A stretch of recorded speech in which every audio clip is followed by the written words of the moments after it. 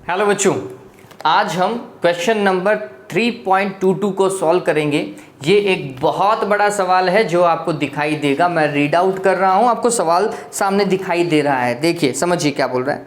चित्र 3.33 जो आपको साइड में दिखाई दे रहा है में एक पोटेंशियोमीटर दर्शाया गया है जिसमें एक 2 वोल्ट और आंतरिक प्रतिरोध 0.4 ओम का कोई सेल पोटेंशियोमीटर के प्रतिरोधक तार AB पर वोल्टापात बनाए रखता है। कहने का मतलब ये है कि प्राथमिक परिपथ के अंदर एक 2 वोल्ट की बैटरी है। उस 2 वोल्ट की बैटरी के साथ में आंतरिक प्रतिरोध 0.4 ओम का है और वो फिर बैटरी जो है वो कनेक्टेड किससे है? AB तार से कनेक्टेड है। आगे देखो, कोई मानक सेल का वोल्टता हमें पता होती है। कोई मानक सेल जो 1.02 वोल्ट का अचर विद्युत वाहक बल बनाए हुए सेकेंडरी परिपथ में जो आपको सेल दिखाया गया है, कुछ भी नहीं लिख रखा, वो कितने वोल्टेज का है बच्चों? नीचे देखो, आपको दिखाई देगा सेकेंडरी सेल है, नीचे की ओर जो सेल लगा हुआ है उसका वोल्टेज 1.02 है। ठीक है, कुछ मिली एम्पियर की बहुत सामान्य धाराओं के लिए इसका उपयोग किया गया है। तार की 67.3 सेंटीमीटर संतुलन लंबाई पर संतुलन बिंदु देता है। मतलब अगर 1.02 वोल्ट का सेल जोड़ते हैं तो संतुलित लंबाई कहाँ मिलती है बच्चों? हमें 63.3 सेंटीमीटर पर प्राप्त होती है। ध्यान में रखना, मानक सेल से अति न्यून धारा लेना सुनिश्चित करने के लिए इसके साथ परिपथ में श्रेणी क्रम में 600 किलो ओम का एक उच्च प्रतिरोध इसके साथ संबंधित किया गया है। डायग्राम में दिखाई दे रहा होगा, नीचे जो सेल लगा हुआ है उसके श्रेणी क्रम में 600 किलो ओम का प्रतिरोध लगा रखा है। क्यों लगा रखा है बच्चों? ताकि गैल्वेनोमीटर से गुजरने वाली धारा क्या हो बच्चों?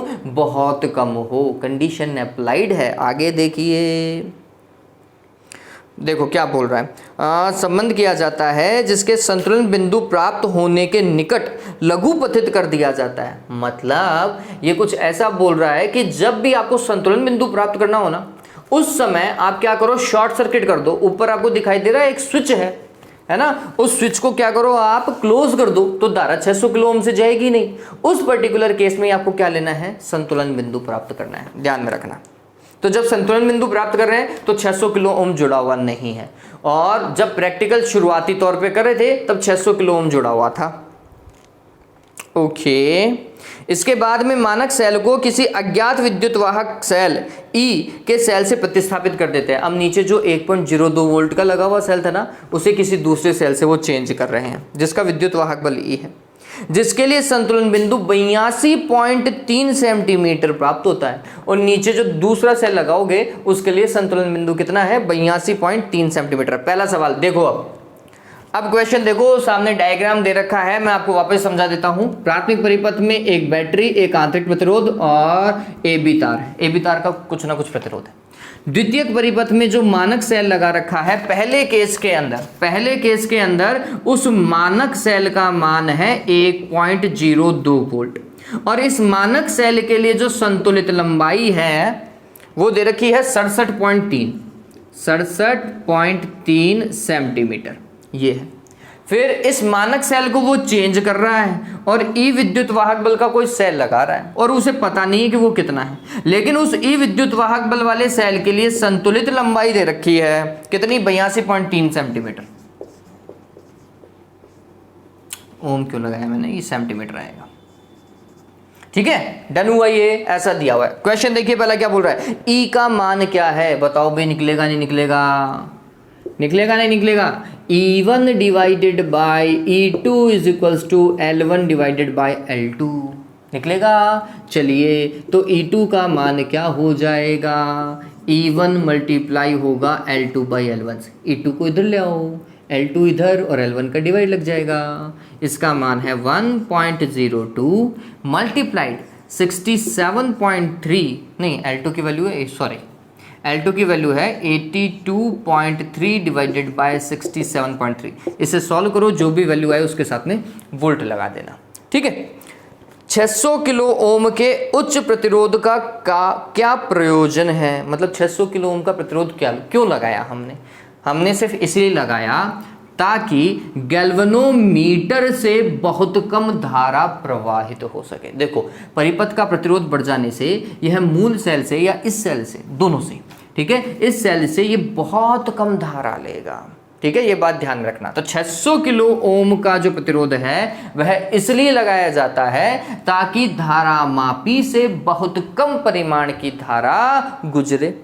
ठीक है, क्या इस उच्च प्रतिरोध से संतुलन बिंदु प्रभावित होता है? नहीं भैया, नहीं होता। क्यों नहीं होता? क्योंकि संतुलन बिंदु की स्थिति में हम इस 600 किलो ओम को शॉर्ट सर्किट कर देते हैं। शॉर्ट सर्किट मतलब ये ऊपर से ऐसा कर दिया हमने, जब हमें काम करना था ना तब हमने ऐसा कर दिया, तो अब धारा यूं देखी जाएगी रे। तो संतुलन बिंदु तो इसी के लिए मिलेगा, उसका रोल ही नहीं है इससे। ठीक है, ध्यान में रखना। तो संतुलन बिंदु इसी विद्युत वाहक बल के लिए मिलेगा, उसमें इसका विभवांतर ऐड नहीं होगा।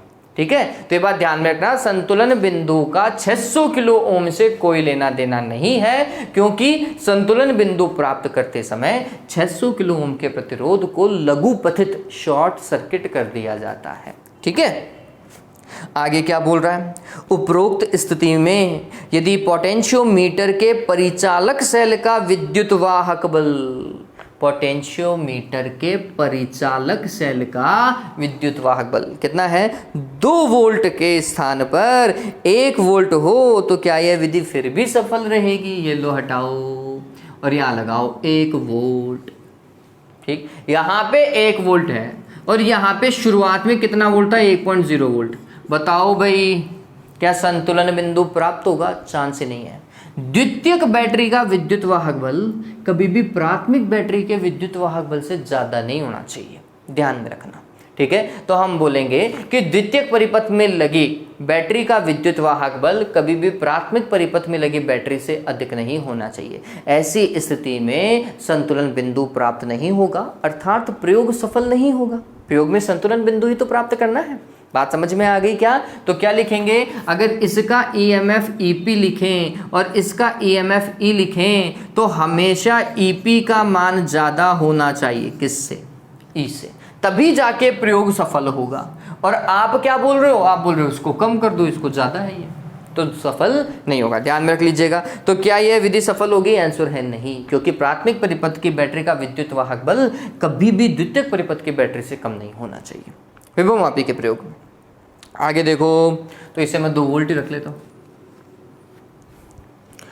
लास्ट, क्या यह परिपथ कुछ मिलीवोल्ट की कोटि के अत्यल्प विद्युत वाहक बलों के निर्धारण में सफल होगा? यदि नहीं तो आप इसमें किस प्रकार का संशोधन करेंगे? देखो, पहले आंसर दे दिया, यदि नहीं इसका मतलब सफल तो नहीं होगा।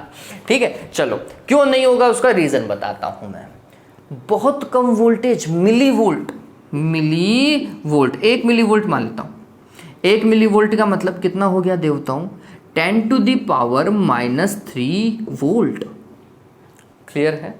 अब ये सोचना, थोड़ा सा दिमाग लगाते हैं। थ्योरेटिकल लिख रहे हैं, वैसे थोड़ा सा दिमाग लगाते हैं। हमने बोला कि जब मैं इतना वोल्टेज का बैटरी लगा रहा था तो रीडिंग मेरी 67 सेंटीमीटर पे आ रही थी, है ना? अगर 1 वोल्ट की बैटरी लगाएंगे तो रीडिंग आएगी 67 सेंटीमीटर पे, यही आ रही है। तो चलो, 1 वोल्ट की बैटरी के लिए अगर 67 है तो 0.1 वोल्ट के लिए कितना होगा? 0.1 से मल्टीप्लाई करो, 6.7 सेंटीमीटर पे आएगा। ठीक है, 0.01 वोल्ट की बैटरी के लिए ये आएगा 0.67 सेंटीमीटर पे। ठीक है, और अगर मैं इसे 1 मिली वोल्ट की बात करूं, मतलब 0.001 वोल्ट की बैटरी के लिए संतुलन लंबाई कितनी होगी? ये होगी 0.067 सेंटीमीटर। पता चल गया क्या? मतलब 1 सेंटीमीटर से भी बहुत कम रे, बहुत कम। मतलब क्या हुआ? ये जो संतुलन बिंदु ये तो बिल्कुल शायद एक को टच कर रहा होगा, कर रहा होगा। बताओ भाई, ऐसे प्रैक्टिकल करते हैं क्या? हमारा संतुलन बिंदु ए और बी के बीच में कहीं आए तो प्रैक्टिकल सही होता है। अगर ए के निकट या बी के निकट पहुंच जाए तो फिर वो रीडिंग खराब होती है। ये बात ध्यान में रखना। ये मीटर सेतु में भी काम करेगा और पोटेंशियोमीटर में भी काम करेगा। तो हम बोलेंगे ऐसी स्थिति के अंदर उस मिली वोल्ट की बैटरी हेतु संतुलन बिंदु ए के निकट प्राप्त होगा, अर्थात प्रयोग सफल नहीं होगा। ठीक है, क्लियर है, क्यों नहीं हुआ कारण बता दिया।